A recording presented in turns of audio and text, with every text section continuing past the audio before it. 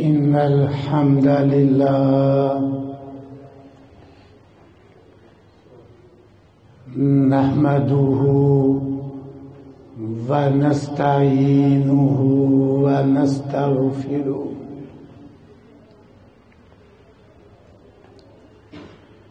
ونعوذ بالله من شرور أنفسنا ومن سيئات أعمالنا من يهد الله فلا مضل له ومن يضلل فلا هادي له وأشهد أن لا إله إلا الله وحده لا شريك له وأشهد أن محمدا عبده ورسوله صلى الله عليه وسلم أما بعد فأعوذ بالله السميع العليم من الشيطان الرجيم من همزه ونفخه ونفثه بسم الله الرحمن الرحيم يا أيها الناس اتقوا ربكم الذي خلقكم من نفس واحدة وخلق منها زوجها وبث منهما رجالا كثيرا ونساء واتقوا الله الذي تساءلون به والأرحام إن الله كان عليكم رقيبا اللهم صل على محمد وعلى آل محمد كما صليت على إبراهيم وعلى آل إبراهيم إنك حميد مجيد اللهم بارك على محمد وعلى آل محمد كما باركت على إبراهيم وعلى آل إبراهيم إنك حميد مجيد رب اشرح لي صدري ويسر لي أمري واحلل عقدة من لساني يفقهوا قولي رب أوزعني أن أشكر نعمتك التي أنعمت علي وعلى والدي وأن أعمل صالحا ترضاه وأصلح لي في ذريتي إني تبت إليك وإني من المسلمين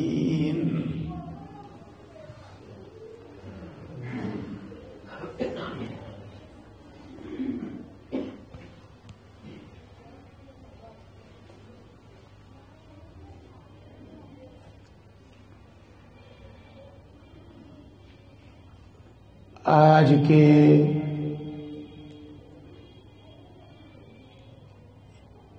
اس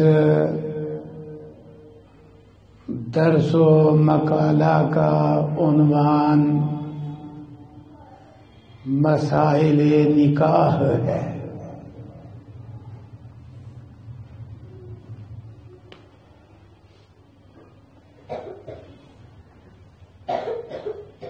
جس چیز کی ضرورت ہر عام و خاص کو ہو،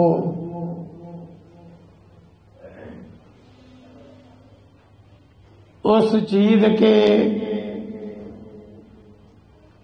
احکام و مسائل کا دین اسلام میں خصوصی اہتمام کیا گیا ہے۔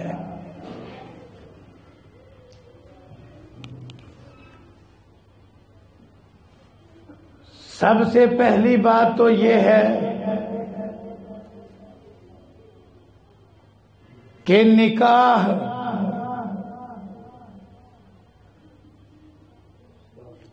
ان امتیازی خصوصیات میں سے ہے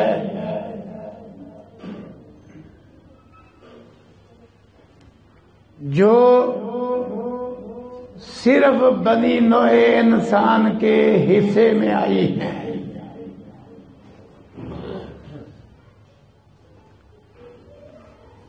کہ اللہ رب العزت نے انسان کا سلسلہ نسل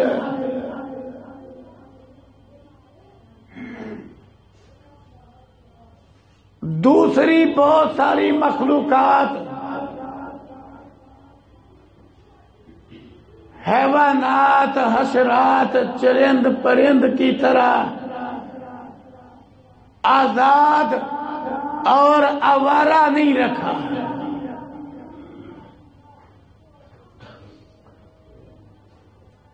کہ کسی بھی انداز میں نر مادہ کا ملاپ ہو اور نسل چل پڑے، نہیں، بلکہ انسان کا سلسلہ نسل اللہ رب العزت نے انتہائی حلال ستھرا اور پاکیزہ رکھا ہے۔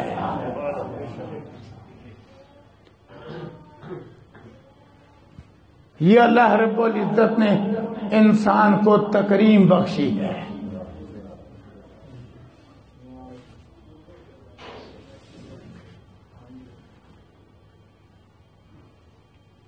کہ مرد اور عورت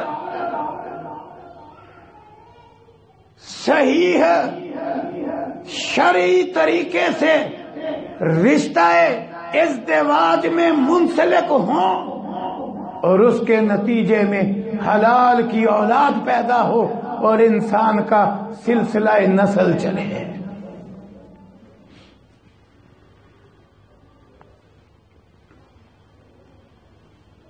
لیکن اس دنیا میں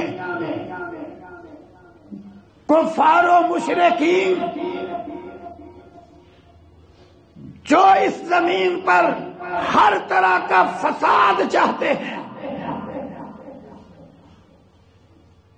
ان کی بھرپور کوشش ہے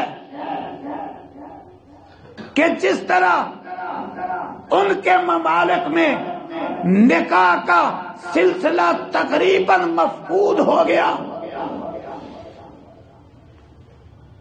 اور حرام کی اولاد پر ان کی 50% سے زائد آبادیاں مشتمل ہو گئی،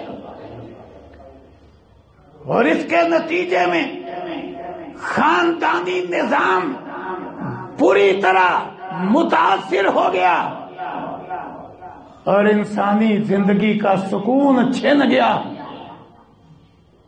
ان کی بھرپور کوشش ہے کہ یہی حال اسلامی ممالک میں اہل اسلام کا ہو جائے،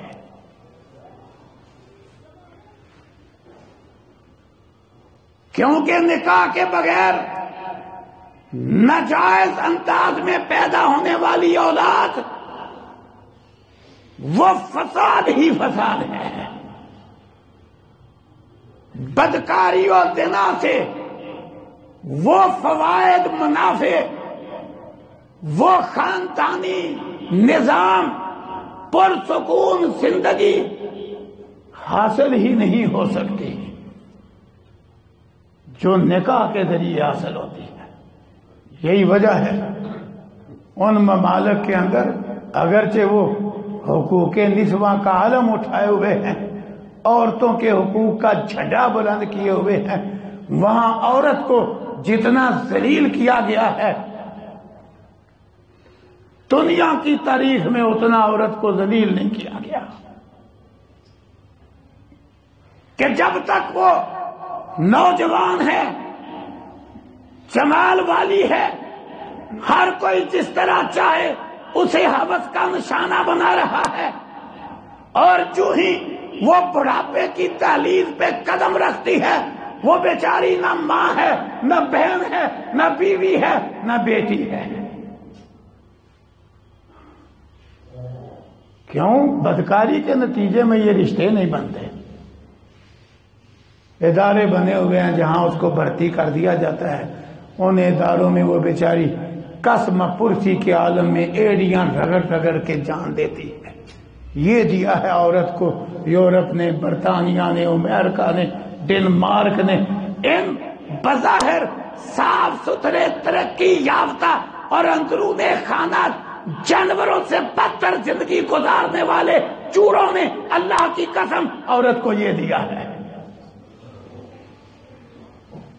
اس کے مقابلے میں اسلام نے انسان کا سلسلہ نسل نکاح جیسے پاکیزہ طریقے کے ذریعے چلایا۔ اس کے نتیجے میں بڑے بڑے مقدس رشتے عورت کے حصے میں آئے۔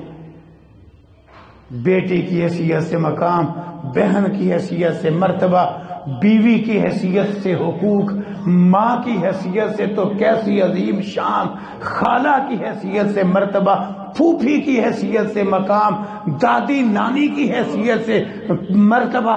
اللہ اکبر۔ اسلام میں تو ان پاکیزہ رشتوں کی وجہ سے عورت کی بڑی شان ہے۔ حقیقت ہے اگرچہ حالات بڑے بگڑ گئے، اس کے باوجود اب بھی نکاح کی برکت سے یہ رشتے اسلامی ممالک میں موجود ہیں، اور بہت حد تک ان کا احترام بھی ہے۔ کسی کی ماں 100 سال تک کیوں نہ پہنچ جائے، بیٹے اٹھائے پھرتے ہیں کہ اللہ کرے ہماری ماں کو کہیں سے شفا مل جائے۔ اس کا تصور بھی کافر ممالک میں نہیں ہے۔ یہ کس کی برکت ہے؟ نکاح کی۔ یہ نکاح جیسے پاکیزہ عمل سے یہ پاکیزہ رشتے بنے، حتیٰ کہ سسرالی رشتے بنے، ان کو بھی اکرام ملا۔ احق ما اکرم علیہ الرجل بنتہ و اختہ۔ اسلام نے تعلیم دی کہ جس نے اپنی بیٹی کا نکاح تمہیں دیا ہے، جس نے اپنی بہن کا نکاح تمہیں دیا ہے، وہ اکرام کے لائق ہے۔ اللہ اکبر۔ آج کافروں کی نقل میں اگرچہ بے دین لوگ ان پاکیزہ رشتوں کو گالی بنائے ہوئے ہیں، نہیں، سسر قابل تکریم ہے، برادر نسبتی، بیوی کے بھائی بہن قابل احترام ہے۔ اسلام تو یہ تربیت دیتا ہے۔ نسبی سسرالی رشتے، پاکیزہ رشتے، اور یہ پیار، یہ محبت، یہ الفت، یہ احترام، یہ ساری نکاح کی برکت ہے۔ جہاں نکاح نہیں وہاں یہ خاندانی نظام بھی نہیں۔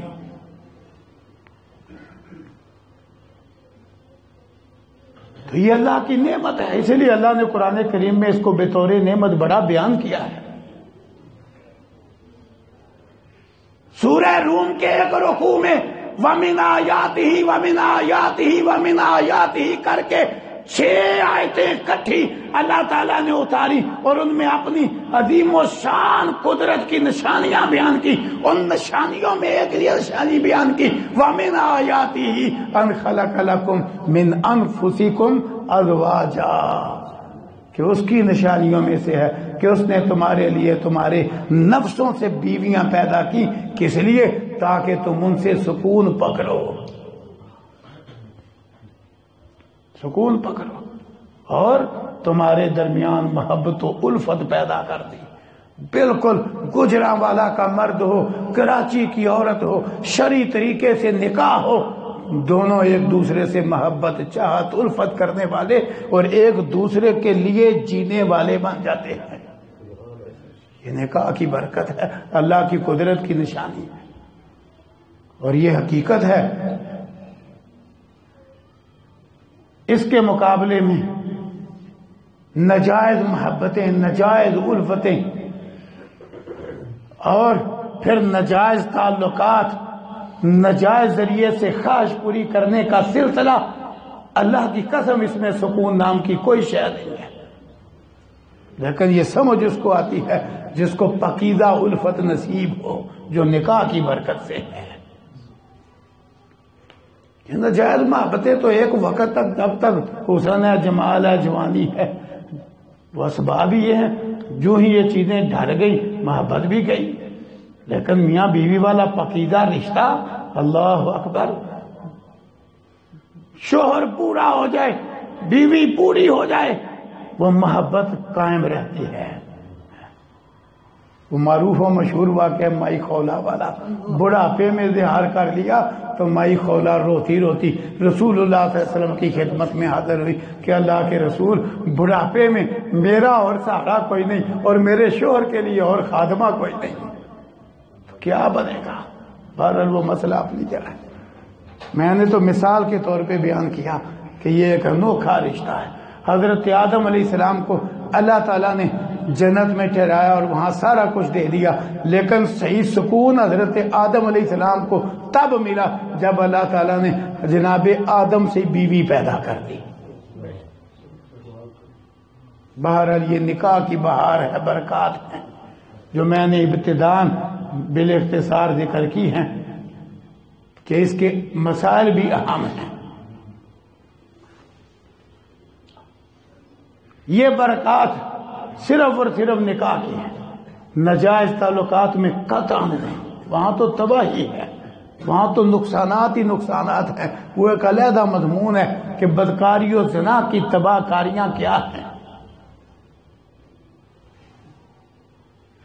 بہرحال اسلامی ممالک کے اندر کافروں کی اب سازش ہے، حسد کا شکار ہو کے، خیر خواہی کے جذبے سے نہیں، حسد کا شکار ہو کے کہ ان کا خاندانی نظام موجود، یہ سکون کی زندگی بسر کر رہے ہیں، اس لیے وہ ہر طرح سے بے حیائی کا جال بچھا رہے ہیں کہ اسلامی ممالک کے اندر بھی نکاح والی پاکیزہ زندگی ختم ہو جائے اور بدکاری کا دور دورہ ہو جائے اور ناجائز اولاد پیدا ہو۔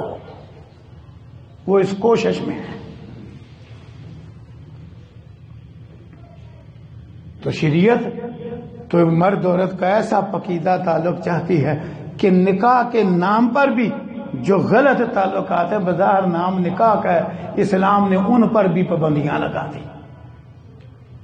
جن کے نتائج اچھے نہیں تھے اور وہ صحیح معنوں میں نکاح نہیں تھا، شریعت نے اس پر بھی پابندی لگا دی۔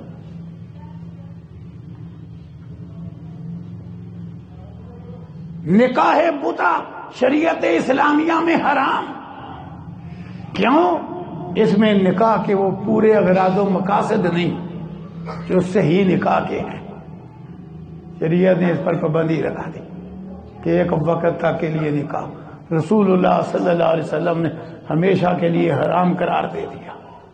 حالانکہ نکاح ہے، حق مہر تھا، اس میں ایجاب قبول تھا، سارا کچھ ہوتا تھا، لیکن صرف مدت کی تعین کی وجہ سے اس کے فوائد ثمرات وہ نہیں تھے، شریعت نے حرام قرار دے دیا۔ نکاح ہونے کے باوجود پابندی لگا دی۔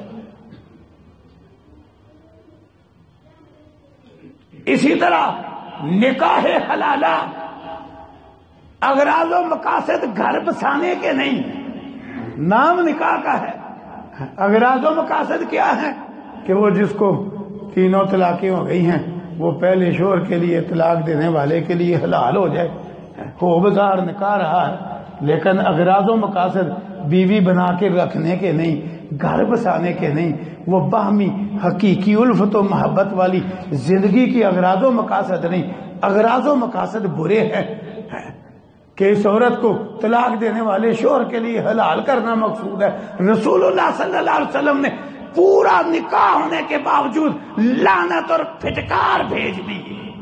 لعن رسول اللہ صلی اللہ علیہ وسلم المحلل والمحلل لہ، فرمایا حلالہ کرنے والا اور جس کے لیے کیا جائے اس پہ لعنت ہے، حرام قرار دے دیا۔ کیوں؟ جو اصل نکاح کے اغراض و مقاصد ہیں وہ نکاح حلالہ میں ہے ہی نہیں۔ وہاں تو صرف دوسرے کے لیے عورت کو حلال کرنا ہے، گھر بسانے ہی نہیں ہے۔ نکاح تو یہ ہے کہ اچھے ارادے سے گھر بسانے کی نیت سے آدمی بیوی کے ساتھ نکاح کرے۔ اب نام نکاح کا تھا، لیکن شریعت نے نکاح متع بھی حرام کر دیا، نکاح حلالہ بھی حرام کر دیا۔ اتنا پکیزہ رکھا اسلام میں انسان کے سلسلہ نسل کو۔ اسی طرح نکاح صغار، بٹے کی شادی، نتائج خطرناک تھے، ایک طرف خرابی ہو دوسری طرف بھی ہو جاتی ہے، بڑے واقعات ہیں۔ شریعت نے پابندی لگا دی۔ رسول اللہ صلی اللہ علیہ وسلم نے فرمایا اسلام میں صغار بٹے کے نکاح کی کوئی گنجائش نہیں۔ صحیح ہے، ان کی متفق علیہ حدیث ہے۔ حضرت عبداللہ بن عمر رضی اللہ عنہ مہاراج باطل قرار دے دیا، نکاح ہے، حالانکہ سارا کچھ ہوتا تھا، ساری باقی شرائط پوری تھی، لیکن ایک غلط شرط کی وجہ سے نکاح کے ثمرات متاثر ہوتے تھے، اس لیے بٹے کے نکاح پہ پابندی لگا دی۔ یعنی وہ نکاح بھی ممنوع کر دیے جن کے اندر خرابیاں تھیں۔ یہ ہے اسلام، تاکہ انسان کا سلسلہ نسل بالکل پاکیزہ ہو۔ پھر آگے بڑھیے، اللہ اکبر۔ اسی طرح جو آج ہمارے معاشرے میں کام بڑھتا جا رہا ہے، جس کی پیچھے وجہ یہ ہے کہ بعض دینی لوگوں نے گنجائش نکال دی، چور دروازہ کھول دیا، وہ عدالتی نکاح کا سلسلہ۔ شریعت نے اس پر بھی پابندی لگائی، اگرچہ لفظ نکاح کا ہے۔ کیوں؟ اس کے پیچھے آوارگی ہے۔ اسلام نکاح کو ہر طرح سے پاکیزہ رکھنا چاہتا ہے، آوارگی کے ساتھ ساتھ اور بڑی خرابیاں ہیں، میں ساری بیان کروں گا۔ کیوں پابندی لگائی ایسے نکاح پہ جو ولی کے بغیر بھاگ کے کر لیا جائے، خواہ بڑے پنچایت کے ذریعے کیا جائے، خواہ عدالت کے ذریعے کیا جائے، خواہ کسی اور انداز میں کیا جائے، اگرچہ نکاح ہے لیکن شریعت نے پابندی لگا دی۔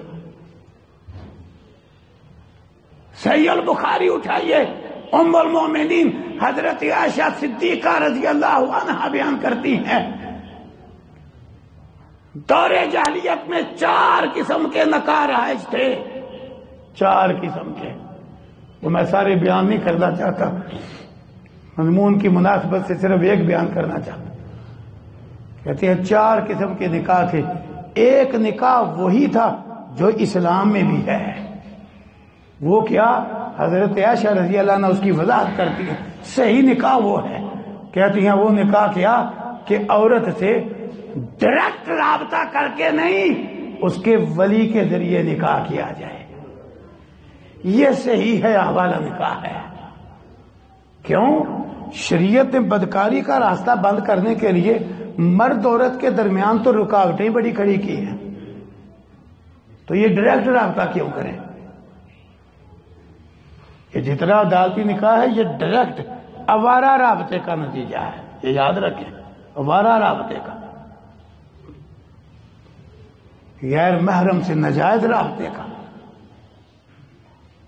حتیٰ کہ اکثر جو اس طرح کے نکاح ہیں، اکثر ان کے اندر صرف ایک خرابی نہیں کہ ولی کی اجازت نہیں ہے، ان کے اندر 20 خرابیاں اور بھی ہیں، جن میں سے ایک خطرناک خرابی یہ کہ ایسے لوگ دیر تک پہلے بدکاری کے چکر بند میں ہوتے ہیں، وہ صرف سوچ سوچ کے کہ یار کب تک کیسے رہیں گے، وہ خیال آتا ہے کہ چلو پھر نکاح کرنے آ۔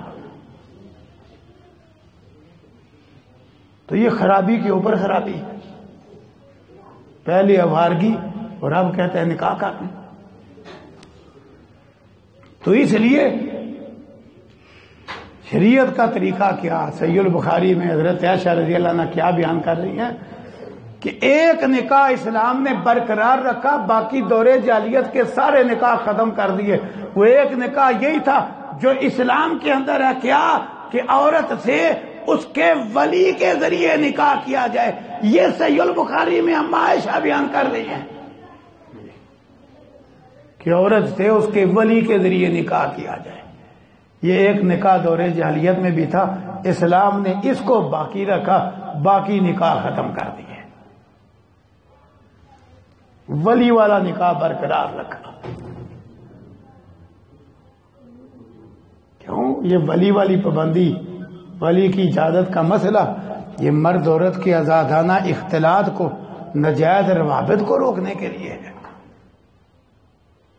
اور ویسے بھی عورت جذباتی ہے، خصوصاً خاص کے معاملے میں بے قابو ہو جاتی ہے، تو جذباتی ہو کر اور خاص کے آگے مغلوب ہو کر وہ اپنے انتخاب میں بہت بڑی غلطی کر سکتی ہے۔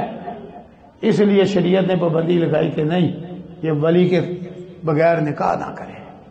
حتیٰ کہ اس عنوان پر حقیقت ہے اہل علم عورتوں کے مضامین موجود ہیں، عورت کو تو اپنا پتہ ہے نا، عورتوں کے مضامین بھی موجود ہیں، انہوں نے بھی یہی لکھا ہے کہ اسلام میں جو ولی کی اجازت کا مسئلہ ہے اس لیے کہ عورت میں جذباتی پن زیادہ ہے، اور خصوصاً خاص کے معاملے میں تو یہ غلط فیصلہ کر سکتی تھی۔ شریعت نے پابندی لگائی کہ یہ ولی کے ذریعے نکاح کرے، اور اس مسئلے کے اتنے دلائل ہیں۔ ایک دلیل آپ نے سنی صحیح البخاری میں، قرآن کریم میں اس کے دلائل ہیں۔ یہ پاکیزہ طریقہ ہے کہ عورت سے نکاح ولی کے ذریعے کیا جائے، ولی کی اجازت سے عورت کا نکاح ہو۔ قرآن کریم میں اللہ فرماتے ہیں وَلَا تُنْكِحُوا الْمُشْرِكِينَ، اپنی عورتوں کے نکاح مشرک مردوں سے نہ کراؤ۔ ولیوں کو مخاطب کیا، کیوں؟ نکاح ولی کرواتا ہے۔ یہ آیت اس بات کی دلیل ہے، اس لیے فرمایا تم اپنی عورتوں کے نکاح، بیٹیوں کے، بہنوں کے، اپنی ماتحت عورتوں کے نکاح مشرک مردوں سے نہ کرواؤ۔ مخاطب ولیوں کو کیا۔ یہ اس بات کی دلیل ہے کہ عورت کے نکاح کے لیے ولی ضروری ہے، اس لیے ولی کو مخاطب کیا۔ اگر ولی کی حیثیت ہی نہ ہو، اس کی اجازت کا مسئلہ ہی نہ ہو، تو ولی کو مخاطب کیوں کیا؟ اسی طرح قرآن کریم میں سورہ بقرہ میں بھی یہ آیت کریمہ موجود ہے۔ جب ایک واقعہ پیش آ گیا، حضرت معقل بن یسار رضی اللہ عنہ نے اپنی ہمشیرہ کا نکاح ایک شخص سے کیا۔ طریقہ یہ تھا، ولی نکاح کرتا تھا، باپ ہے تو سب سے پہلے وہ ولی ہے، باپ نہیں ہے بھائی ہے تو پھر بھائی ولی ہے، طریقہ یہ تھا۔ اب یہ بھی صحیح البخاری میں حدیث ہے اور آیت قرآن کریم میں، جس سے پتہ چلتا ہے کہ عورت کا نکاح ولی کے ذریعے ہے۔ حضرت معقل بن یسار رضی اللہ عنہ نے اپنی ہمشیرہ کا نکاح کیا۔ اس شخص نے زیادہ دیر انتظار ہی نہ کیا، کئی دفعہ ابتدا میں طبیعت نہیں ملتی، رفتہ رفتہ مل جاتی ہے، اس نے بہت جلد طلاق دے دی۔ طلاق دینے کے بعد اس نے پھر یہ بھی نہ کیا کہ عدت میں رجوع ہی کر لے، عدت بھی ساری گزار دی۔ جب حضرت معقل ہمشیرہ کے عدت سے فارغ ہونے کے بعد پھر رشتے کے لیے رابطے کرنے لگے کہ اس کا کہیں نکاح تو کرنا ہی ہے، تو وہ بھی آ گیا، وہ طلاق دینے والا، کہ میں نکاح کرنا چاہتا ہوں، میں اپنے فیصلے پہ شرمندہ ہوں۔ حضرت معقل غیرت میں آگے کہا نہیں، میں نے تجھے تکریم دی، اپنی بہن کا نکاح تیرے ساتھ کروایا، اور تو نے تھوڑی دیر انتظار بھی نہیں کیا کہ شاید طبیعت مل جائے، تو نے جھٹ طلاق دے دی، پھر تو نے عدت کے اندر رجوع بھی نہیں کیا، عدت بھی گزر گئی، اب ہم رشتہ تلاش کر رہے ہیں تو بھی آ گیا ہے۔ اللہ کی قسم اپنی ہمشیرہ کا نکاح تیرے ساتھ نہیں کروں گا۔ ولی کا اختیار تھا تو حضرت معقل ڈٹ گئے نا، صحیح البخاری کی تھی۔ اللہ نے پھر آیتیں اتاری، اللہ نے یہ آیت نہیں اتاری کہ معقل کی بہن کو کہا تو کر نکاح، تیرے بھائی کی کیا حیثیت ہے، چل تو عدالت میں جا کے کر نکاح، نہیں، اللہ نے ولی کو مخاطب کیا کہ جب کوئی شوہر بیوی کو طلاق دے دے، عدت گزر جائے اور رجعی طلاق میں یہ دوبارہ نکاح کرنا چاہیں تو اے ولیو تم ایسے حالات میں اپنی عورتوں کو نہ روکو، اجازت دے دو۔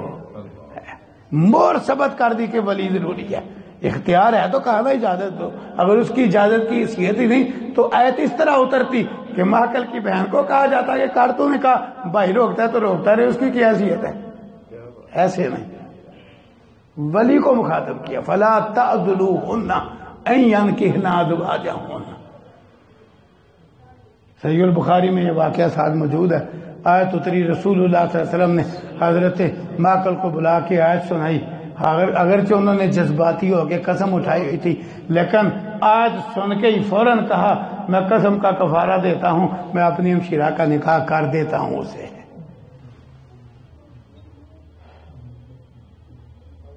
اس کے علاوہ بھی دلائل قرآن کریم میں موجود ہے کہ ولی کی حیثیت ہے،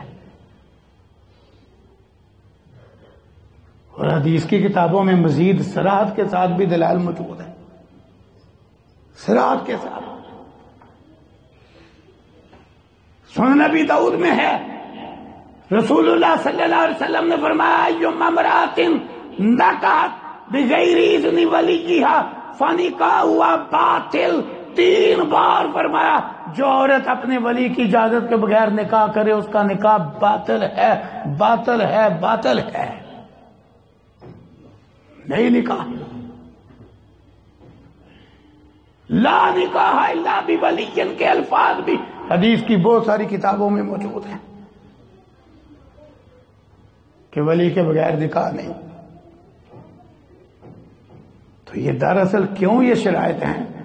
ایک تو عورت کمزور ہے اس لیے اپنا فیصلہ کرنے میں جذباتی پن کی وجہ سے غلطی کر جاتی ہے، اور دوسرا اس لیے بھی کہ اسلام بدکاری کا راستہ روکنے کے لیے مرد اور عورت کا باہمی رابطہ گوارا ہی نہیں کرتا نکاح کے بغیر اور نکاح سے پہلے، گوارا ہی نہیں کرتا اسلام، اسے برداشت ہی نہیں کرتا۔ اتنے احکامات ہیں بدکاری کا راستہ روکنے کے لیے کہ بندہ حیران رہ جاتا ہے، حالانکہ وہ چیزیں بدکاری نہیں لیکن ان پر کڑی پابندی ہے۔ نظر کی حفاظت کا مسئلہ، عورت کے لیے شرعی پردے کا مسئلہ، عورت کے ساتھ غیر محرم کا خلوت میں نہ آنے کا مسئلہ، عورت کا محرم کے بغیر سفر نہ کرنے کا مسئلہ، عورت کا بناؤ سنگار کر کے باہر نکلنے پر پابندی کا مسئلہ، یہ سارا کچھ کس لیے ہے؟ نجائز تعلق کا دروازہ بند کرنے کے لیے۔ حتیٰ کہ عورت کو تو آواز پر بھی پابندی لگائی گئی کہ خام خواہ بلا ضرورت بولے نہ، مرد سے بولنا پڑ جائے تو لہجہ ایسا نہ رکھے کہ بیمار دل کو طمع ہو جائے۔ فَيَطْمَعَ الَّذِي فِي قَلْبِهِ مَرَضٌ، بہرحال یہ علیحدہ تفصیلی مضمون۔ اس لیے شریعت نے اس نکاح پر پابندی لگا دی جو ولی کے بغیر ہے۔ لیکن آج کیونکہ میں نے پہلے عرض کیا شروع میں کہ کافر چاہتے یہ ہیں کہ مسلمان کے معاشرے میں بھی وہی آوارگی آ جائے جو ان کے ملکوں میں ہے، اس لیے وہ بڑی محنت کر رہے ہیں اس پر، اور یہ عدالتی نکاح اسی آوارگی کا نتیجہ اور حصہ ہے۔ اس لیے شریعت نے پابندی لگائی اس پہ کہ یہ نکاح ہی نہیں، اگرچہ لفظ نکاح کا ہے پر یہ نکاح ہی نہیں۔ آج وہ مسئلہ پوچھتے ہیں جی وہ چاہتے ہیں، وہ کئی دفعہ وہ چاہتے ہیں کہ آپس میں رابطہ نہ بنے، صرف نظر ہی پڑی ہے، محبت ہو گئی ہے، وہ چاہتے ہیں جی، لیکن باپ نہیں مانتا، ولی نہیں مانتا تو کیا کیا جائے؟ حد ہو گیا، نہیں مانتا تو اسے راضی کر لو، کر سکتے ہو۔ طریقہ یہی ہے بس جو شریعت کا ہے کہ نکاح ولی کے ساتھ ہی ہوتا ہے، ولی کے بغیر نکاح نہیں ہونا، طریقہ یہی ہے۔ تو بہرحال لوگوں نے دروازہ کھول دیا بعد اہل علم نے، جس کے نتیجے میں یہ کام بڑا بڑھ گیا ہے اور اس کے بڑے خطرناک نقصانات رونما ہو رہے ہیں۔ کہ اکثر تو یہ ہے جس طرح میں نے عرض کیا کہ پہلے بدکاری ہوتی ہے، پھر حالانکہ بدکار مرد کا اور بدکار عورت کا آپس میں نکاح ہی نہیں، اللہ نے قرآن میں نکاح کی شرائط میں ایک شرط رکھی ہے، یہ بھی مسائل نکاح میں ہے کہ پاک دامن مرد پاک دامن عورت۔ تو جب دونوں کو ہی پتہ ہے ہم پاک دامن ہی، تو نکاح کیسے؟ پاک دامن سے نکاح جائز ہے، بدکار سے نہیں۔ تو ادھر بدکاری کی ہوئی ہے، حتیٰ کہ بہت سارے واقعات اب ایسے ہو گئے ہیں کہ ناجائز رابطہ ہوا اور پہلے غلط کاری کے نتیجے میں امید ہو گئی، اب سوچا کہ پردہ کیسے ڈالے، بھاگ کے عدالت میں نکاح کر لیا، اور نکاح کے بعد وہ شرم و شرمی ولی بھی راضی ہو گیا کہ چلو اب کیا کہیں گے کہ یہ نجائز بچہ ان کے گھر پیدا ہوا ہے۔ سارا سلسلہ ہی غلط ہے۔ جب تک بدکار مرد عورت دونوں سچی توبہ نہ کریں، بالکل رابطے سارے ختم کر کے، آپس میں نکاح ہی نہیں ہو سکتا، ایک خرابی۔ دوسرا، جب امید ہے، امید والی عورت سے نکاح ہی نہیں ہو سکتا، کیوں؟ یہ امید نجائز امید ہے، عدت کے اندر بھی نکاح نہیں ہو سکتا، یہ بھی خرابی۔ لہذا ایسا نکاح ہی نہیں، پوری زندگی کی حرام کاری ہے۔ پہلے ماں باپ نگرانی نہیں کرتے، جب کام خراب ہو جاتا ہے اب رات سے نکالتے ہیں۔ حتیٰ کہ ایک جگہ تو مجھے ایک شخص کہنے لگا، وہ جی کام بڑھتا جا رہا ہے، بڑھتا جا رہا ہے، بڑھتا جا رہا ہے، لہذا علماء کو بیٹھ کے اجتہاد کر کے اس نکاح کو جائز کر دینا چاہیے۔ کہا حد ہو گئی ہے، اجتہاد ایسے مسائل میں ہوتا ہے جہاں صریح نص موجود ہے وہاں اجتہاد کرنا ہے، اور وحی کے بغیر حلال کو حرام کرنے کا، حرام کو حلال کرنے کا اختیار تو وحی کے بغیر پیغمبر کے پاس بھی نہیں ہے۔ کیسی باتیں کرتے ہو؟ نجائز تعلقات کا راستہ نہیں بند کرتے، اپنی اولاد کی دینی نہج پہ تربیت نہیں کرتے، ان کو ایسے ذرائع سے نہیں روکتے جن سے نجائز تعلقات بنتے ہیں، الٹا کہہ رہے ہیں اس حرام کو حلال کر دو۔ میں نے تو خوب پھر اس کی خبر لی، میں کیسی بات کرنے لگی، کیسی بات، یہ حالات ہیں۔ بہرحال مسائل نکاح میں یہ مسئلہ بڑا اہم ہے، یعنی اس کے اندر کتنی خرابیاں ہیں کہ ایک تو دونوں کو پتہ ہے بدکار ہیں، پھر نکاح ہو رہا ہے، یہ بھی غلط، ولی کی اجازت کے بغیر نکاح ہو رہا ہے، یہ بھی غلط، اور پھر اکثر امید کی حالت میں نکاح ہو رہا ہے، یہ بھی غلط ہے۔ جہاں اتنی خرابیاں جمع وہ نکاح ہونا ہے، پوری زندگی انہوں نے حرام کاری کرنا ہے، فائدہ کیا؟ یہ بڑا خطرناک معاملہ ہے، ٹھنڈے دل سے غور کیجیے۔ پھر شریعت نے جہاں عورت کو ولی کا پابند بنایا ہے، یہ بھی مسئلہ ہے مسائل نکاح میں، ولی کو بھی عورت کی رضامندی کا پابند بنایا ہے۔ اور یہاں یہ بھی یاد رکھیں کہ رضامندی وہ ہے جو دل سے ہو، عورت کو بھی یہ اختیار نہیں کہ وہ ایسی دھمکی لگا کے ولی راضی کر لے کہ ولی 1% بھی دل سے نہیں چاہتا، لیکن اس نے دھمکی سنی ہے تو وہ مجبور ہو گیا اور اجازت دے رہا ہے، وہ اجازت کوئی نہیں، پر رضا اور رغبت اجازت ہو تب نکاح عورت کا صحیح ہوگا، کسی دھمکی کے نتیجے میں نہیں، دباؤ کے نتیجے میں نہیں۔ اور اسی طرح ولی کو بھی پابندی لگائی کہ وہ بھی زبردستی نہ کرے، عورت کی رضا معلوم کرے، اگر عورت نہیں چاہتی یہ زبردستی نکاح نہیں کر سکتا۔ رسول اللہ صلی اللہ علیہ وسلم نے ایسا جبری نکاح توڑ دیا تھا، دونوں طرف پابندی ہے، عورت ولی کی پابند ہے، ولی عورت کی رضامندی معلوم کرنے کا پابند ہے، اور صحیح رضامندی۔ یہ مسائل نکاح ہیں، یہ بڑے اہم ہیں۔ پھر اسی طرح مسائل نکاح میں اللہ اکبر، آج تو لوگ جو پہلی سیڑھی ہے نا نکاح کی، پہلی سیڑھی، اس میں ٹیڑے ہو جاتے ہیں آوارگی کی وجہ سے، دیکھے ہی کچھ نہیں جاتا، نہ مرد کچھ دیکھتا ہے نہ عورت کچھ دیکھتی ہے، بس بے پردگی کے نتیجے میں اور آوارگی کے نتیجے میں بس مرد کی عورت پہ نظر پڑ گئی اس کے دل میں چہرہ اتر ہے، اس کو نہیں پتا پیچھے کیا ہے، کردار کیا ہے، اخلاق کیا ہے، سیرت کیا ہے، گھر کیا ہے۔ نکاح صرف ایک مرد عورت کا نہیں، پورے 2 خاندانوں کا رابطہ ہے، تعلق ہے، سارا کچھ دیکھنا ہوتا ہے۔ اسے پتہ ہی نہیں پیچھے کیا ہے، بس دل میں چہرہ اترا ہے، اس نے ادھر ضد بنا لیا نکاح کرنا ہے تو اس سے کرنا ورنہ زہر کھا کے مرنا ہے، ادھر اس نے ضد بنا لیا نکاح کرنا ہے تو اس سے کرنا ورنہ زہر کھا کے مرنا ہے۔ ہمارے شہر میں وہ اسحاق کوٹ عالم چوک کے آگے بادیا، وہاں کا سچا واقعہ ہے۔ اللہ اکبر، ایسی ہی نظر لڑ گئی، لڑکا بھی مسیر ہو گیا، لڑکی بھی مسیر ہو گئی، لیکن نہ لڑکی کا ولی راضی ہوا نہ لڑکے کے گھر والے آمادہ ہوئے۔ نتیجہ کیا نکلا؟ اللہ اکبر۔ حالانکہ یہ بھی کوئی بات ہے، آدمی کو شریعت کے تابع کرنا چاہیے۔ اگر ولی نہیں راضی ہوا تو کوئی فرض ہے کہ اسی عورت سے نکاح کرنا ہے؟ اور پھر بڑے بڑے عجیب چکر ہیں۔ درمیان میں بال کاٹنے لگا ہوں، ایک بندہ نا مجھے آگے کہتا ہے جی میں فلاں جگہ نکاح کرنا چاہتا ہوں تو وہ لڑکی والے نہیں مان رہے، تو میری سوچ صرف دینی ہے۔ میں کالج میں پڑھتا تھا، وہ لڑکی بھی اسی کلاس میں پڑھتی تھی، تو وہ ساری لڑکیوں میں بڑی باپردہ ہو کے آتی تھی، مجھے اس لیے اس سے پیار ہو گیا ہے، تو میں اس دینی جذبے سے وہاں نکاح کرنا چاہتا ہوں۔ میں نے کہا بھائی کیا اور باپردہ عورت کوئی نہیں؟ یہ بھی بہانہ ہے۔ اس طرح باہر کے ممالک میں کئی مسلمان نوجوان اس بنیاد پر بیٹھ جاتے ہیں ہم اس کو مسلمان کرنا چاہتے ہیں، بازار دین کو ذریعہ بنا لیا جاتا ہے۔ کتنی غلط بات۔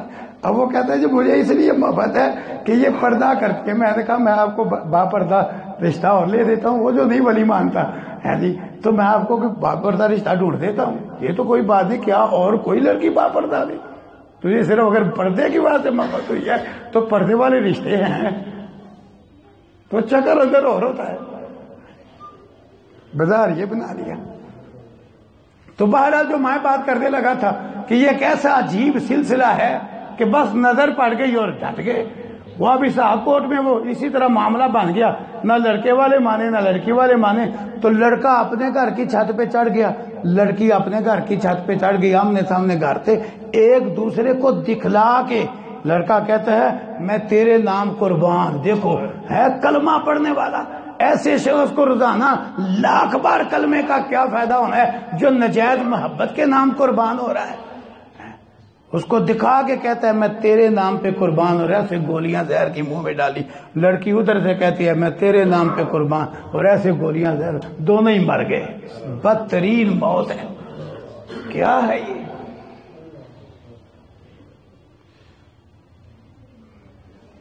یہ آوارگی کا نتیجہ ہے۔ نکاح تو پاکیزگی کے لیے ہے، پاکیزہ رشتوں کے لیے ہے، پاکیزہ اولاد پیدا کرنے کے لیے ہے، تو بنیاد ہی غلط۔ رسول اللہ صلی اللہ علیہ وسلم نے تو بنیاد ہی زبردست سمجھائی، فرمایا تنکح المرأۃ لاربع، عورت سے 4 چیزوں کی وجہ سے عموماً نکاح کیا جاتا ہے، مال کی وجہ سے، جمال کی وجہ سے، حسب نسب کی وجہ سے، دین کی وجہ سے۔ یہ چاروں بیان کر کے آپ فرماتے ہیں فظفر بذات الدین، تو دین والی عورت کا انتخاب کر، پر صحیح طریقے سے، طریقہ ولی والا، عورت دینی۔ فظفر بذات الدین، تریبت یداک، تجھے جتنی مرضی محنت کرنا پڑے، اب صرف چہرہ دل میں اتر رہا ہے تو کہتا ہے بس نکاح کروں گا تو یہی کروں گا ورنہ زہر کھا کے مروں گا۔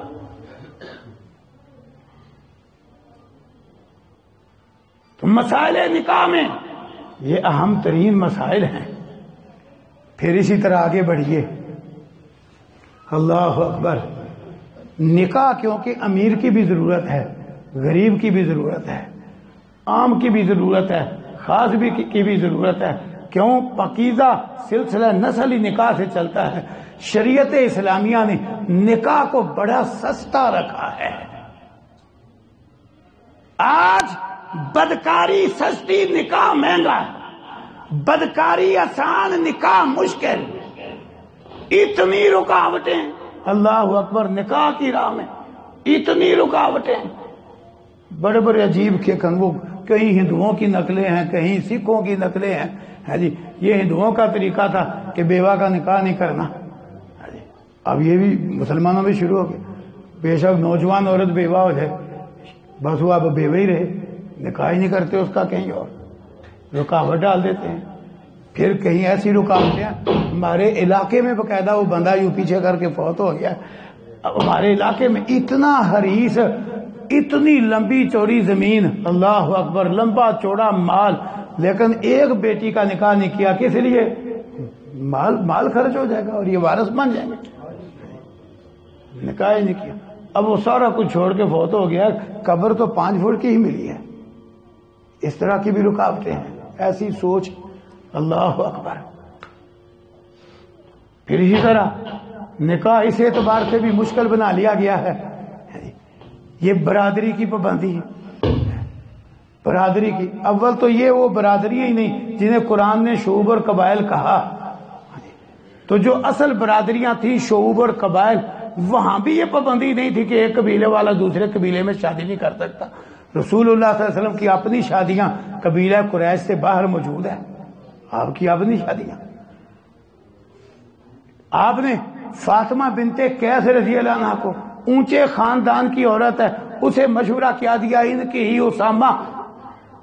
اسامہ کیا ہے؟ اسامہ آزاد کردہ غلام کا بیٹا ہے۔ کہاں عرب کی اونچے خاندان کی خاتون، اسے کیا حکم دیا، ان کی ہی اسامہ سے نکاح کر لے رضی اللہ عنہ۔ فرق ہی بہت بڑا تھا، لیکن شریعت کے اندر اس کی کوئی حیثیت نہیں۔ اب برادری کے بت کی وجہ سے شادیاں لیٹ اور مشکل ہیں، یہ بڑا اہم مسئلہ ہے، مسائل نکاح میں۔ حتیٰ کہ مجھے ایک بزرگ کہنے لگے، مولانا ابو سفیان حافظہ اللہ آپ کی محبت قبول کرے، ایک بزرگ کہنے لگے جی ذرا نا رشتہ ڈھونڈ دینا۔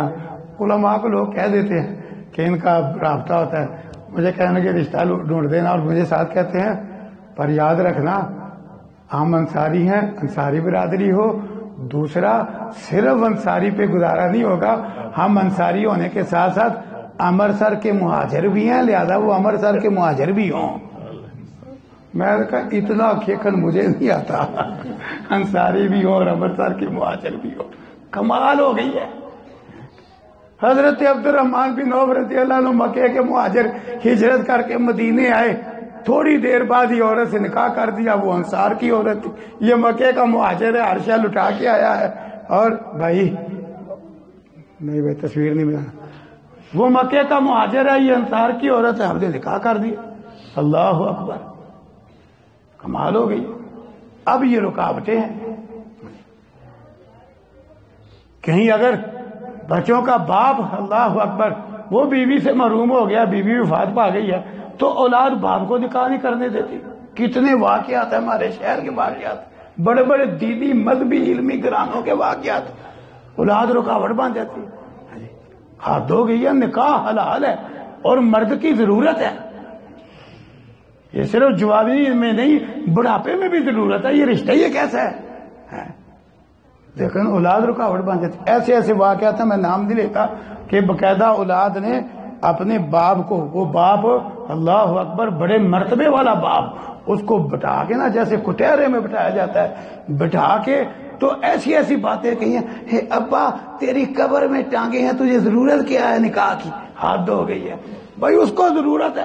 ہاں، سیالکوٹ روڈ کا ایک واقعہ ایمان تازہ کر دیتا ہے، حقیقت ہے، وہ بچوں کا باپ اور عمر اس کی 70 کے آگے پیچھے، لیکن وہ قائم دائم صحت مند، بیٹوں نے نکاح کیا، رشتہ بھی تلاش کیا، نکاح بھی کروایا، اور یہ کہہ کے کروایا کہ ابا جی بات یہ ہے، ہم اپنے اپنے گھر میں مصروف ہیں، آپ کی کون خدمت کرے گا، ہم اپنے اپنے گھر میں مصروف ہیں، آپ کی کون خدمت کرے گا، آپ کو آخر خدمت گزار کی تو ضرورت ہے نا، لہذا بہتر یہ ہے ہم نہیں آپ کی خدمت کر سکتے، ہم اپنے اپنے کاروبار میں ہم آپ کی شادی کرتے ہیں۔ بیٹوں نے باقاعدہ باپ کی شادی کی اور بہترین انداز میں کی، حتیٰ کہ وہ 2 سال گزرے، 3 سال گزرے، وہ بزرگ، وہ ہمارے محلے میں ان کے رشتہ دار تھے، وہ ایک دن وہ بزرگ آئے تو وہ نماز پڑھ رہے تھے، تو ایک بچہ صفوں میں دوڑ رہا ہے، وہ جو ان کے رشتہ دار تھے نا، میں ذرا جھجک گیا، میں نے سیدھا نہیں پوچھا کہ بزرگوں کا بیٹا، میں نے پوچھا یہ بزرگوں کا پوتا ہے کہ نواسا ہے، بڑا بزرگوں کے آگے پیچھے دوڑ رہا ہے، تو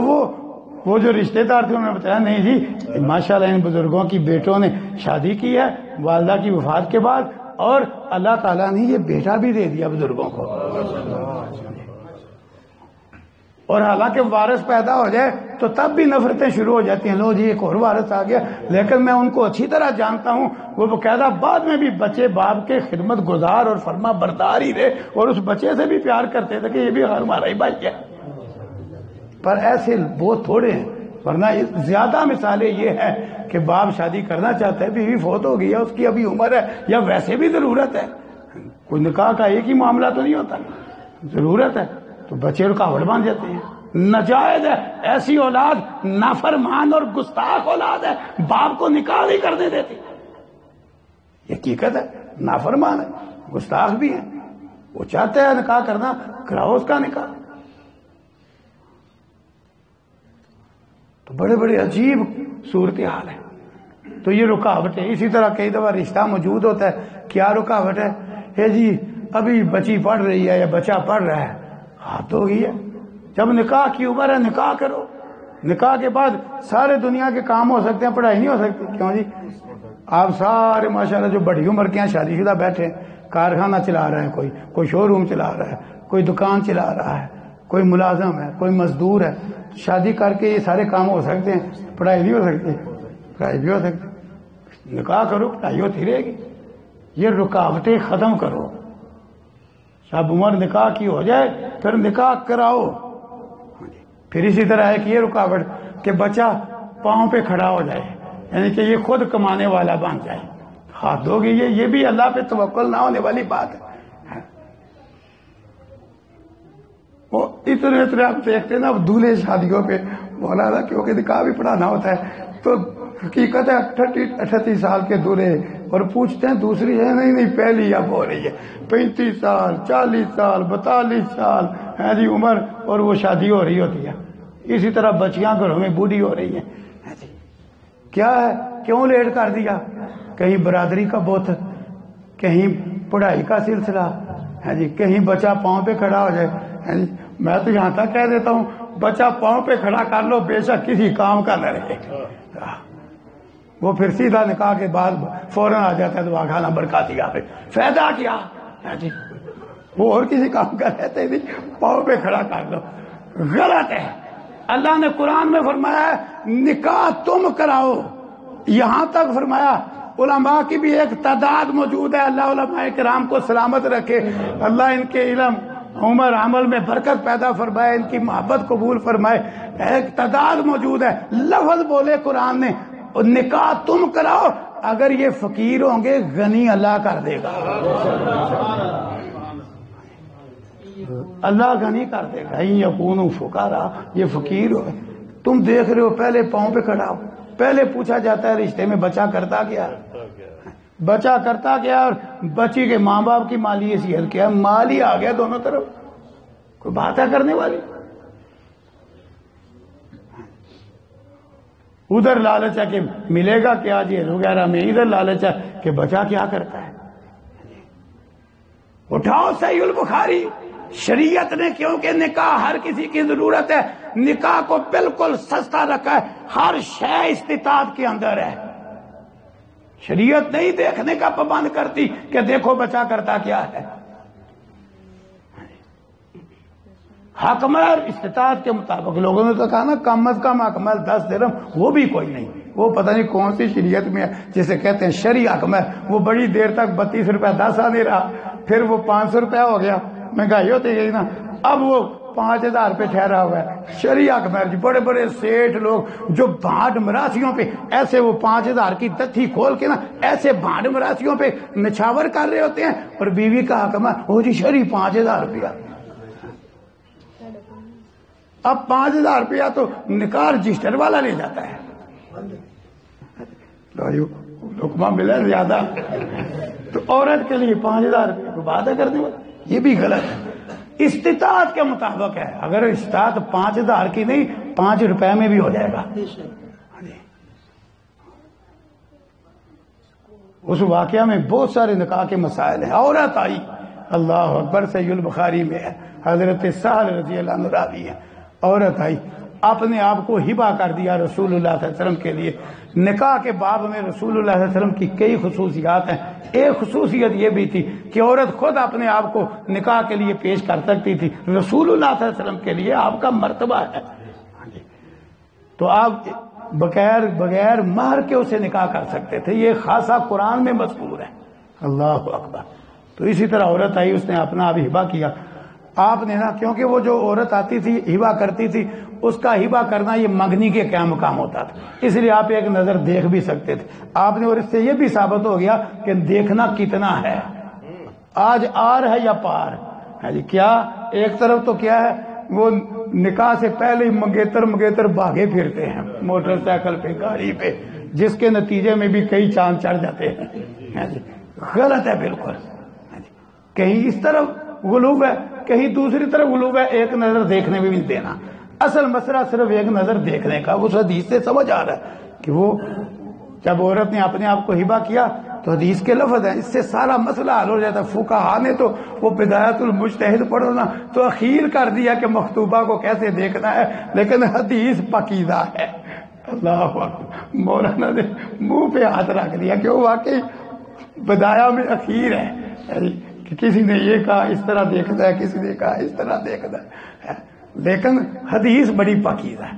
آپ نے کیسے دیکھا، مسئلہ ہی حل ہو گیا۔ حدیث میں باقاعدہ سال کہتے ہیں جب عورت نے اپنے آپ ہبہ کیا نا تو نبی صلی اللہ علیہ وسلم نے ایسے نظر، وہ کھڑی تھی آپ بیٹھے، ایسے نظر ڈالی اور سر جھکا لیا، بس۔ اللہ یہ ہے منگیتر کو دیکھنا، بس۔ اب منگیتر، اب تو رشتہ کروانے والا پہلے دیکھتا ہے کہ مجھے دکھاؤ تو میں آگے بتلاؤں گا نا کس طرح کی ہے، اور وہ بچے کے وہ جناب بھائی بھی، وہ سارے وہ جناب وہ دیکھتے ہیں۔ عورت دیکھنی ہے کہ قربانی کا بکرا دیکھنا ہے، حقیقت ہے، عجیب چکر ہے۔ حالانکہ مرد تو سارے ابھی جس کی شادی ہونی ہے وہ بھی اور اس کے بھائی بھی ہو، وہ تو بعد میں بھی غیر محرم ہے، تو پہلے کیسے دیکھ سکتے ہیں؟ بہرحال منگیتر کو دیکھا تو کیسے ایک ایسے جا سکا۔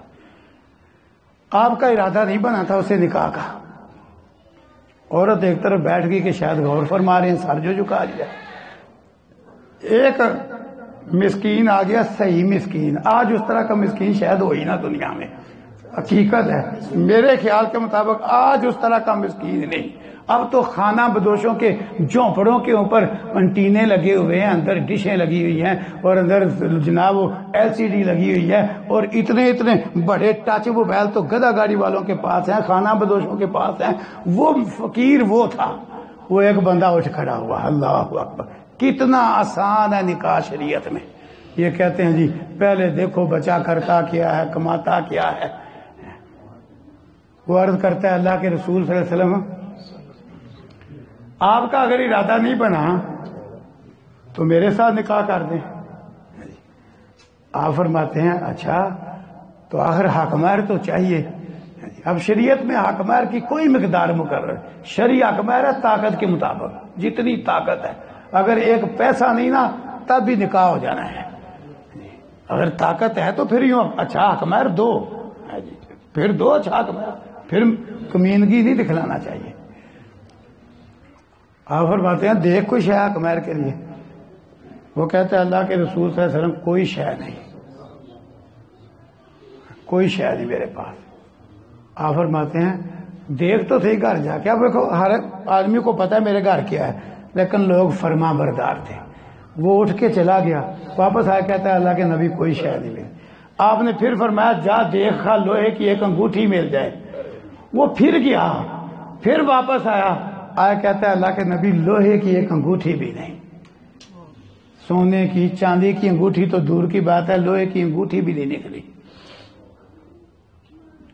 پھر سوچ کے کہتا ہے اللہ کے نبی یہ تہمت ہے۔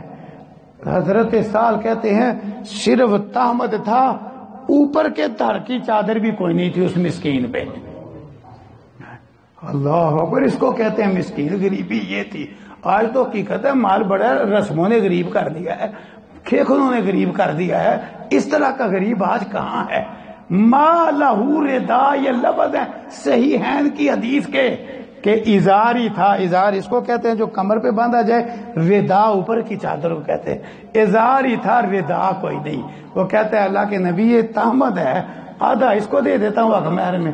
رسول اللہ صلی اللہ علیہ وسلم نے فرمایا اگر تو آدھا اس کو دے دے تو نہ تیرے کام کا نہ اس کے کام کا, اس لیے کام نہیں بنے گا. دیکھ. اور وہ بندہ ایک طرف بیٹھ گیا کہ اب ساتھ سوچ رہا تھا کہ لو آج انگوٹھی بھی نکل آتی نا تو آج کام بنا ہوا تھا, لیکن کام بن گیا اس کا. سوچ رہا ہے پر ابھی تھوڑی دیر بعد حساب لگایا کہ نہیں آج انگوٹھی بھی نہیں, کام نہیں بنا. اٹھ کے جانے لگا. نفس نے دیکھا جا رہا ہے, بلاؤ اسو. بلایا گیا. آپ فرماتے ہیں تجھے قرآن آتا ہے؟ وہ لوگ مال کے غریب ضرور تھے پر دین کے غریب نہیں تھے. وہ کہتا ہے ہاں جی قرآن تو آتا ہے. وہ صورتیں گننے لگ گیا, سورۃ کذا سورۃ کذا سورۃ کذا, مجھے یہ صورتیں آتی ہیں. لو جی کام بن گیا. ایک پیسہ نہیں بندے کے پاس. جس کے گھر ایک انگوٹھی بھی نہیں اس کے گھر میں کوئی پلیٹ گلاس جگ ہوگا, کوئی بستر ہوگا, کوئی شے ہوگی. جو تہمت آتا دے رہا ہے اس کے گھر کوئی اور کپڑا ہی ہوتا تو کہتا لو یہ کپڑا نکلا ہے. شے ہی کوئی نہیں, اتنا مسکین. آپ فرماتے ہیں یوں کر, وہ جو قرآن تجھے آتا ہے نا وہ اس کو پڑھا دینا, ہم نے یہ اسی کے عوض میں تیرے نکاح میں دے دی. اب یہاں ٹھنڈے دل سے سوچئے, آخر اس نے بھی نہیں سوچا کہ میرے پاس تو لوہے کی انگوٹھی بھی نہیں, اس کو کہاں سے کھلانا ہے. اس نے بھی نہیں سوچا. وہ بیوی بنا کے جا رہا ہے. وہ بیوی نے بھی نہیں سوچا کہ اللہ کے نبی کیا ظلم کا فیصلہ کر دیا آپ نے, معاذ اللہ. آج کی عورت ہوتی تو کہتے ظلم کا فیصلہ کر دیا. اللہ اکبر. کس کے ساتھ مجھے بھیج دیا, مجھے کہاں سے کھلائے. وہ بھی جا رہی ہے, اس نے بھی نہیں سوچا. مجلس میں سے بھی کسی نے نہیں کہا اللہ کے رسول صلی اللہ علیہ وسلم یہ کیا, یہ کیسا نکاح ہے. کیوں نہیں سوچا کسی نے؟ رسول اللہ صلی اللہ علیہ وسلم نے بھی سوچا کہ اس کے پاس تو ایک انگوٹھی بھی نہیں, تہمت کے ساتھ اوپر والی چادر بھی نہیں, تو یہ کھلائے گا کہاں سے. آپ نے بھی نہیں سوچا, آپ نے بھی نکاح کر دیا. کیوں؟ ان سب کا قرآن کے حکم پر یقین تھا کہ اللہ فرما رہے ہیں نکاح تم کراؤ, اگر مرد فقیر بھی ہوگا اللہ غنی کر دے گا. اور ہمارے سامنے بڑے واقعات ہیں, کہیں صرف آزمائش نہ آ جائے, وہ آزمائش بھی الگ طرف سے ہوتی ہے کہ شادی کے بعد کوئی مسکینی آ جائے, ورنہ بڑے واقعات ہیں کہ وہی کمانے والا بندہ وہ شادی سے پہلے کچھ نہیں بنا پاتا, تو شادی کے بعد خرچہ تو بڑھ گیا ہے نا, لیکن برکت اتنی ہو جاتی ہے کہ وہ بڑا کچھ بنانے والا بن جاتا ہے. وہ بعد سے یہ اللہ غنی کر دے. اس لیے مسائل میں یہ بڑا اہم مسئلہ ہے. کردار دیکھا کرو, اخلاق دیکھا کرو, عقیدہ دیکھا کرو. آج مال دیکھتے ہو اور حافظہ بیٹی کا نکاح بے نماز سے کر دیتے ہو. مال دیکھ کر حافظہ کا, عالمہ کا, جس کا تعارف کرواتے ہو کہ ہماری بیٹی 5 نمازیں نہیں, تہجد کی بھی پابند ہے, شرعی پردے کی بھی پابند ہے, اور نکاح کر دیتے ہو بد عقیدہ سے, نکاح کر دیتے ہو بے نماز سے, نکاح کر دیتے ہو بے دین سے, صرف پیسہ دیکھ کے. نہیں, یہ دیکھو, عقیدہ دیکھو, کردار دیکھو, سیرت دیکھو. یہ دیکھنے کی چیز ہے, مال نہ دیکھو. مال تو آنے جانے والی چیز ہے. کتنے لوگ ہیں سال میں کتنا کچھ بنایا ہوتا ہے, ایک جھٹکا ایسا آتا ہے ہر شے بک جاتی ہے. اس لیے آپ کی بات میں نقطہ ہی بڑا ہے, فضفر بذات الدین, دونوں طرف دین دیکھا جائے. اللہ اکبر. تو بہرحال آج رکاوٹیں ہیں. اسلام نے نکاح تو اس طرح آسان اور سادہ اور سستا رکھا ہے. رسول اللہ صلی اللہ علیہ وسلم کے دور میں شادیاں ایسے ہی ہوتی تھی, ایسے ہی. چھوٹی سی بستی مدینہ منورہ, حضرت عبد الرحمن بن عوف لاڈلے سے ابھی رسول اللہ علیہ وسلم کے آپ کے ساتھ ہجرت کر کے آنے والے یعنی مہاجرین میں, لیکن ان کا نکاح ہو گیا ہے. اللہ کے پیغمبر صلی اللہ علیہ وسلم کو بعد میں ایک نشان دے کے پتا چلا ہے, پوچھا شادی کر لیا, کہاں شادی کر لی. یعنی کہ وہ شادیوں میں رسول اللہ صلی اللہ علیہ وسلم کو بھی دعوت دیتے تھے, اتنی سادگی سے نکاح ہو جاتا. آج حالت کی, اور دیکھو رسول اللہ علیہ وسلم کو بعد میں پتا چلا تھا تو آپ نے کوئی تانا نہیں دیا. عبد الرحمن بن عوف, ایک طرف تم میری محبت میں اور اللہ پر ایمان کی وجہ سے تم میرے ساتھ مکہ چھوڑ کے مدینے آ گیا, اور دوسری طرف تو نے مجھے شادی پہ بھی نہیں بلایا اور نکاح پڑھانے کے لیے بلا لیتا. اچھا اب دیکھوں گا میں کیسے نباہ ہوتا ہے. آج دوست کو پتا چل جائے نا کہ میرے بغیر ہی اس نے نکاح کر لیا تو بتا کیا کہتے اچھا ہوں نہیں بے گا تے دیکھی منہ پہ ہاتھ پھیر کے نا ہوں نہیں بے گا تے دیکھی. نبی صلی اللہ علیہ وسلم کے کیا کہنے, آپ نے گلا شکوا کرنے کی بجائے کہ عبد الرحمن بن عوف مجھ سے مشورہ بھی نہیں کیا, مجھے نکاح کے لیے بھی نہیں بلایا. نہیں, آپ نے سب سے پہلے تو برکت کی دعا دی, ساتھ ایک مسئلہ اور سمجھا دیا. آپ نے فرمایا بارک اللہ لک, اگر شادی کر لی ہے تو عبد الرحمن اللہ تیرے اوپر برکتیں نازل فرمائے. ہائے ہائے, گلا کرنے کی بجائے اللہ تجھ پہ برکتیں نازل فرمائے. اور ساتھ کیا کہا, مسئلہ سمجھانے کے طور پہ, یہ نہیں آپ ولیمہ کھانے کے لیے نہیں, مسئلہ سمجھانے کے لیے کہا عبد الرحمن یوں ولیمہ ضرور کر, کہا ایک بکری ہی پکا لے, ولیمہ کا ہے تو ولیمہ بھی طاقت کے مطابق, حق مہر بھی طاقت کے مطابق. یہ ہے نکاح کہ جس کے سارے امور طاقت کے مطابق ہیں, شریعت نے بوجھ ڈالے ہی نہیں. تو اللہ تعالی ہمیں ان مسائل نکاح کو سمجھ پہ, ان پہ عمل کی توفیق عطا فرمائے. اللہ تعالی رکاوٹیں دور کرے, جس قسم کی رکاوٹ ہے اللہ تعالی دور فرمائے. آخر بھی مجھے ایک بڑی اہم بات یاد آ گئی ہے رکاوٹوں کے حوالے سے, وہ میں نے ضرور سنانا ہے. آج شرطیں بھی بڑی بڑی عجیب ہیں. چلو شریعت کے اندر شرطیں ہونا, قد دیکھے جاتے ہیں, اور پھر ہوتا بلا کیا, پہلے قد کی بنیاد پر سارا کچھ نظر انداز کر کے صرف قد کی وجہ سے رشتہ مسترد ہو جاتا کر دیتے ہیں, اور جب بچے کی پھر عمر زیادہ ہو جاتی ہے نا تو پھر ساری شرطیں چھوڑ کے گرنا پڑتا ہے. پہلے چھوٹی چھوٹی بات پر مسترد, اور بعد میں پھر سب کچھ ماننا پڑتا ہے کیوں عمر زیادہ ہو رہی ہے, کیا فائدہ. یہ عجیب و غریب قسم کی شرطیں نہیں چاہیے. ہمارا ایک ساتھی تھا جامعہ اسلامیہ میں پڑھتا تھا, ہم سے ایک سال آگے تھا, الشیخ مولانا احسان اللہ شہباز حفظہ اللہ کا وہ کلاس فیلو تھا, یوں عالم دین.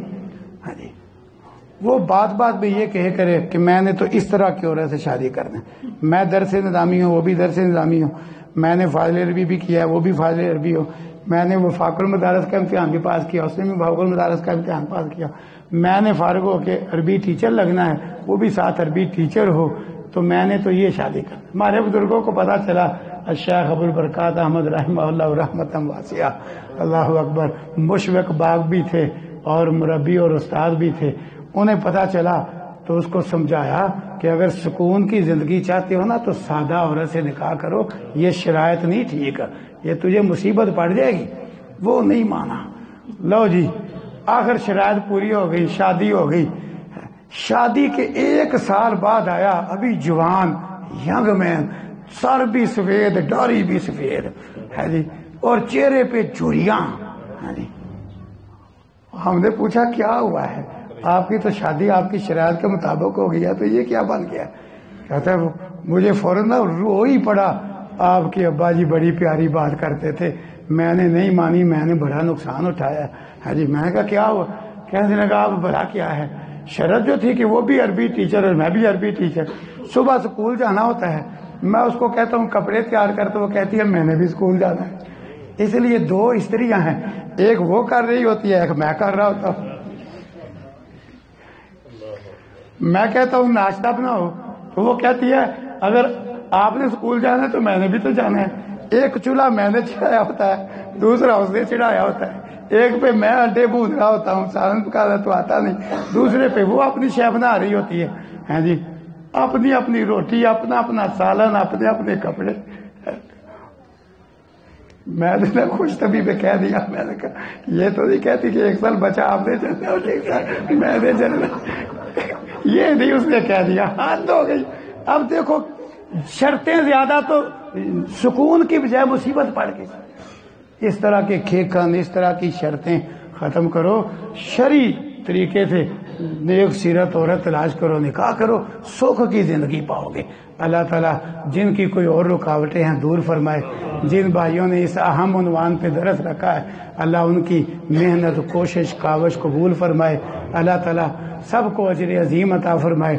سننے والوں کا سننا, سنانے والے کا سنانا اللہ تعالیٰ قبول فرمائے. اللہ ہماری ساری جائز اور اچھی ضرورتیں, آرزویں, تمنائیں پوری فرمائے. وآخر دعوانا ان الحمدللہ رب العالمین.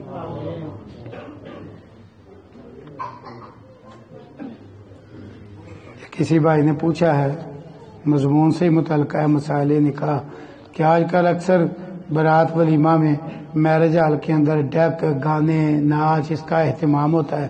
اگر وہاں نہ جائیں تو قطع تلقی ہو جاتی ہے، تو کیا کریں؟ دیکھیں بھائی، رسول اللہ صلی اللہ علیہ وسلم جو احکامات، یہ بڑا اہم سوال ہے، اس لیے ذرا میں تھوڑا سا تفصیل سے جواب دوں گا. رسول اللہ صلی اللہ علیہ وسلم جو احکامات بالکل ابتدا میں لے کے آئے نا، ابتدا میں، ان میں سے ایک مسئلہ تھا صلہ رحمی کا، کہ آپ نے مکی دور میں یہ صلہ رحمی کا حکم دیا، یعنی یہ مدینہ میں نہیں حکم اترا، مکی دور میں.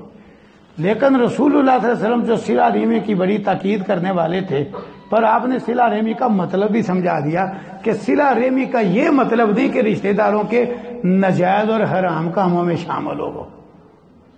یہ قطع تلقی تب بنے گی جب آپ تعلق توڑیں گے، جب آپ احادیث پہ عمل کریں گے نا، انشاءاللہ قطع رحمی کوئی نہیں ہوگی. میں نسخہ بتلاتا ہوں آپ. رسول اللہ صلی اللہ علیہ وسلم نے نمونہ کیا پیش کیا؟ آپ کو دعوت دی آپ کی بیٹی نے، آپ کے پیارے داماد نے. ایک ریشمی کپڑا تھا، کوئی حرام کام بھی نہیں تھا، ریشمی کپڑا دروازے پہ پردے کے لیے لٹکا تھا. آپ کو دنیا داری پسند نہیں تھی. ایک قدم مبارک اندر اور ایک بار اور آپ واپس ہو گئے. حضرت علی رضی اللہ عنہ پیچھے دوڑے، پوچھا کیا ہوا؟ آپ نے فرمایا تم نے وہ قیمتی ریشمی کپڑا کیوں دروازے پہ لٹکایا؟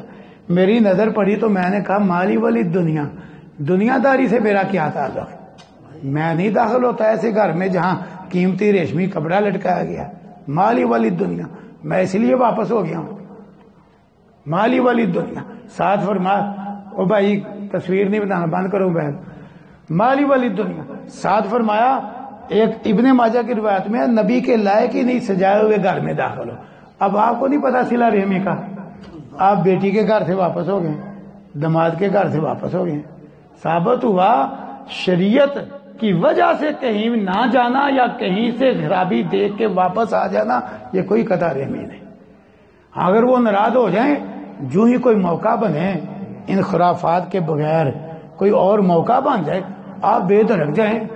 آپ اس حدیث پر بھی عمل کریں کہ رسول اللہ صلی اللہ علیہ وسلم نے فرمایا تھا کہ صلہ رحمی یہ نہیں کوئی جوڑے تو تم جوڑو. صحیح مسلم میں آپ نے فرمایا صلہ رحمی یہ ہے کوئی توڑے تو تم جوڑو. ادھر بھی حدیث پہ عمل کرو، اگر خرابی ہے تو نہ جاؤ، جاگے واپس آ جاؤ.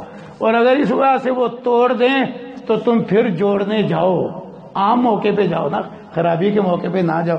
کیوں جی؟ دونوں حدیثوں پہ عمل کرنے سے قطع رحمی ہوگی. اللہ سمجھنے کی توفیق دے. اگر کیونکہ اس طرح اگر دروازہ کھولا جائے تو لوگ تو پھر جو سری بدعات خرافات ہیں وہاں بھی نہ جانے پر بھی لوگ قطع کر لیتے ہیں. تو کیا ہے پھر رشتہ داروں کی بدعات میں بھی شامل ہوا جائے، خرافات میں بھی شامل ہوا جائے. نہیں، یہ صلہ رحمی نہیں ہے. صلہ رحمی رشتہ جوڑنے کا نام ہے، ان کی برائیوں میں شامل ہونا صلہ رحمی نہیں. یہ یاد رکھیں.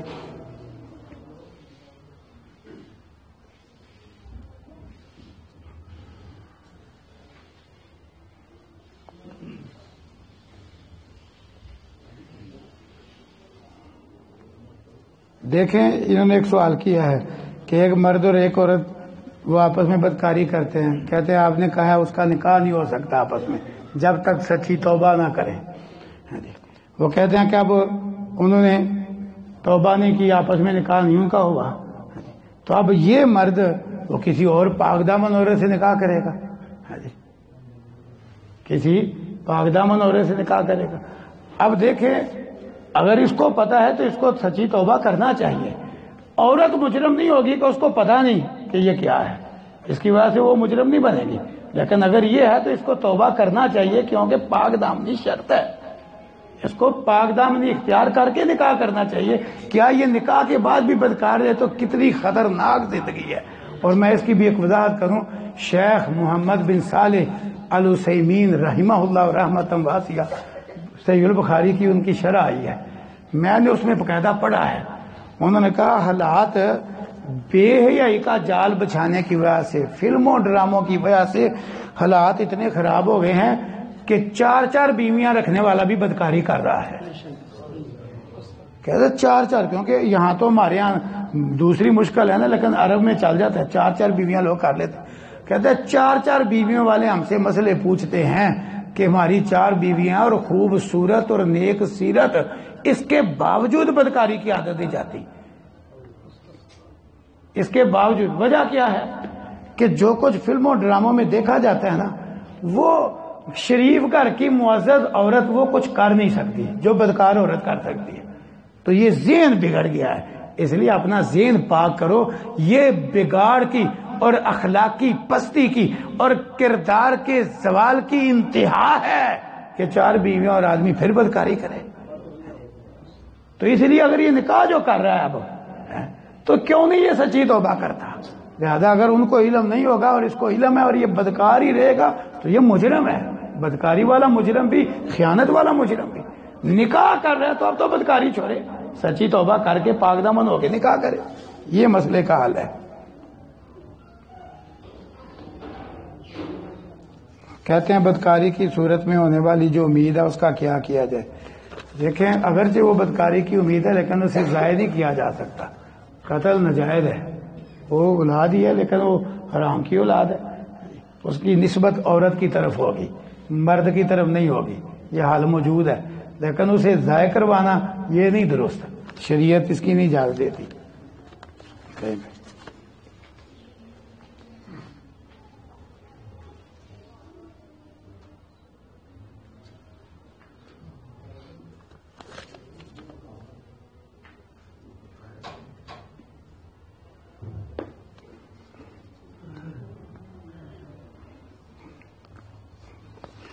اللہ اکبر. بھائی نے سوال کیا ہے جی، ایک آدمی اکٹھی 3 طلاقیں دیتا ہے تو اکثر کہتے ہیں کہ نہیں ہوتی جی. تو وہ سارا مثال دے کے مسئلہ پوچھ رہا ہے. کہتے بھائی نے تھوڑا 3 بار آئرن پہ مارا ہے، 1 2 3، تو آپ کیسے اس کو کہہ سکتے ہیں کہ اس نے 1 بار مارا ہے؟ بھائی یہ تھوڑا تھوڑا ہے، طلاق طلاق ہے. اس کا جواب ایک زبردست ہے جی. یہ ان کو بھی ہم دیتے ہیں یہ جواب، جو یہ اصل میں ان کی طرف سے سوال آیا ہے. وہ ان کا سوال ہے کہ لو جی 3 اس نے بولی ہیں تو 1 کیسی ہوگی. وہ مثال یہ بھی دیتے ہیں، لو جی ایک بندہ 3 گھونسے مار کے کہ میں نے 1 مارا ہے تو کیسے ہو سکتا؟ بھائی گھونسا ہو رہا ہے، طلاق ہو رہا ہے، تھوڑا ہو رہا ہے. یہ ایک دوسرے پہ قیاس نہیں ہو سکتے. یہ قیاس ہوگا تو یہ قیاس مال فارغ ہوگا اور یہ قیاس غلط ہے. کیوں؟ طلاق اور چیز ہے، تھوڑا اور چیز ہے، گھونسا بھی اور چیز ہے، تمانچہ بھی اور چیز ہے. یہ چیزوں کا فرق ہے. ہم ان کو باقاعدہ جواب دیتے ہیں. ان کے نزدیک ان کی کتابوں میں بھی لکھا ہے، جو کہتے ہیں 3 اکٹھی 2 تو 3 ہو گئی، تو ان میں مسئلہ لکھا ہے کہ بندہ 100 بار طلاق دیتا ہے. اب بتلاؤ جی 100 بار طلاق دو تو کتنی ہوگی؟ نہیں 100 نہیں ہوگی. اب وہ 100 بار طلاق ہو تو ان کے نزدیک بھی 3 ہی ہوگی، کیونکہ طلاق 3 سے اوپر ہے نہیں. اگر تم 97 مکے ادب کر سکتے ہو، 97 کیوں جی 97 تھوڑے تم نے غائب کر دیے کہ اس نے 100 طلاقیں دی ہیں تو تم نے کہا 3 ہوئی ہے، 97 غائب کر دیا تم نے. تو ہم اگر کہیں کہ 3 والے کی کہ اس کی 1 ہی ہوئی ہے، ہم نے تو صرف 2 غائب کی ہے تو حد ہو گئی ہے. تو اصل بات یہ ہے، تو الزامی جواب ہے. اصل بات یہ ہے طلاق طلاق ہے، ہتھوڑا مکا اور چیز ہے. یہ رسول اللہ صلی اللہ علیہ وسلم نے فرما دیا ہے کہ جس شخص نے 3 کٹھی طلاقیں دی، یعنی کہ آپ کے دور کے بارے سے حضرت عبداللہ بن عباس رضی اللہ عنہما بیان کر رہے ہیں، صحیح مسلم میں موجود ہے کتاب الطلاق میں، کہ آپ کے دور میں جو شخص اکٹھی 3 طلاقیں بولتا تھا تو وہ 1 ہی ہوتی تھی. یہ رسول اللہ صلی اللہ علیہ وسلم نے 1 کر دی ہے. یہاں پر تھوڑے کی مثال نہیں چلتی ہے، وہی کے مقابلے میں گھونسے کی مثال نہیں چلتی، تھوڑے کی نہیں چلتی. یہ وہی والی بات ہے. اور یہ تو وہ کہتا نا، اب انڈیا کے تو بہت سارے حنفی علماء نے بھی یہ فیصلہ دے دیا ہوا ہے کہ 3 طلاقیں 1 ہی ہیں. اور ہمارے ملک میں پیر آف بیڑا شریف، پیر کرم شاہ الازہری، ان کا باقاعدہ مقالہ چھپا ہوا بازار میں مل جاتا ہے. ہاں جی، انہوں نے باقاعدہ یہی موقف ہمارے والا پیش کیا ہے. بریلوی مکتب فکر کے ہیں وہ، لیکن انہوں نے باقاعدہ مقالہ پڑھا اپنے علماء اکٹھے کر کے، اور وہ دلائل دیے جو ہم دلائل دیتے ہیں کہ ایک وقت کی 3 طلاقیں 1 ہی کہو. وہ کہتے ہیں دیکھو تم ایک مسئلہ صحیح نہیں کرتے، اس کے نتیجے میں تم اپنی قوم کو بے دین بنا رہے ہو. ان کے نزدیک بے دین ہی ہے نا کہ کوئی وہ ہمارے مسلک میں آ جائے. کہتے ہیں تم قوم کو بے دین بنا رہے ہو، اپنا مسئلہ کیوں نہیں صحیح کرتے؟ وہ باقی ادھر چلے جاتے ہیں. وہ بھاگ کے ادھر چلے جاتے ہیں، پھر انہی کے ہو جاتے ہیں۔ تو تم اپنی قوم کو بے دین بنا رہے ہو، تو مسئلہ کیوں نہیں سیدھا کرتے؟ مسئلہ یہ ہے انہوں نے پوری تحقیق پیش کی ہے کہ 3 طلاقیں ایک ہی، تو اس لیے بھائیو طلاق ہے، گونسا ہے، لہٰذا یہ آئرن کی مثال نہ دو۔ شیخ محترم، ایک عورت وہ نیک ہے اور مرد جو ہے نا شادی کے بعد زنا کرتا ہے، وہ کیا کرے گی عورت؟ عورت کو معلوم ہے کہ مرد زنا کر رہا ہے، تو عورت کیا کرے گی؟ بہترین طریقہ تو پہلے ہے کہ وہ عورت کو چاہیے کہ وہ شوہر کو اللہ سے ڈرا کے توبہ پہ آمادہ کرے۔